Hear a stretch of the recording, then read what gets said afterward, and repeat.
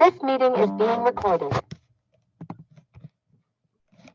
Um, Hello, this is our ECE 304 fall project. We are making an infrared motion detector. This will be done by myself, Marguerite, and Alicia. Our circuit selection, like I said, it was the motion detector.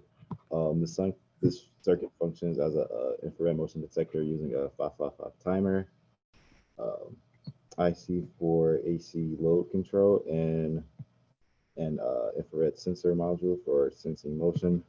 The circuit would be the circuit would use a BC547 NPN transistor, a BC557 transistor, and two IN 4007 diodes to fulfill project requirements. Additionally, we will use SPDT switches and LEDs, resistors, as well as capacitors.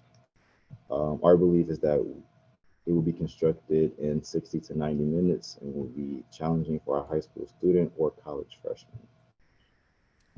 So now looking a little bit closer at this schematic and how this actually functions, we can start here on the left at the IR sensor module.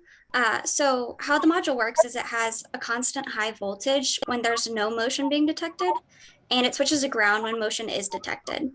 So this input would travel through the 1 kilo ohm resistor to the base of the BC557 PMP transistor. And this transistor acts as a driver for the single pole double throw switch that we have, the switch 1 on the schematic. So what's happening after this is that the 555 timer, the NE555 in the middle of the schematic, has an output off at the beginning of the circuit because we have half of the supply voltage across pins 2 and 6.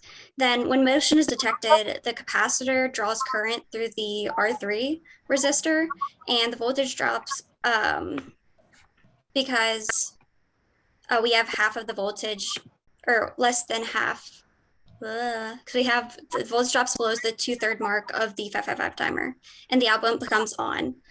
The output returns to off when the capacitor is charged and the supply voltage is back above the 2/3 mark. And then as you can see, the output, when it is on, then it can travel through the R2 resistor to our LED, which signals that the motion detector, or the detector, has seen motion. And the signal will also go through the NPN resistor, which controls the output relay.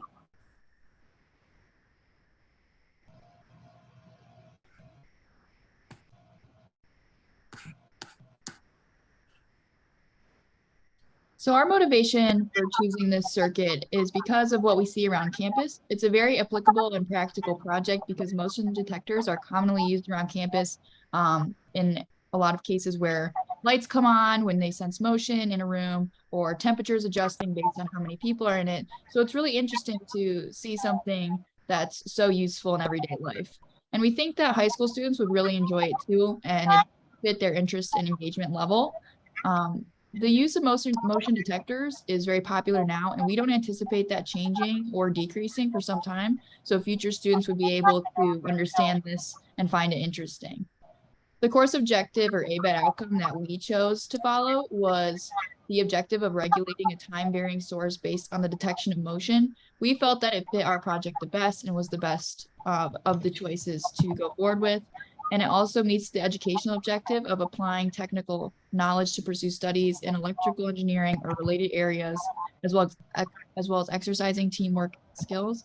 And we thought that working together on this project would be the best way to complete all course objectives and ABET outcomes while creating a great project for high school students.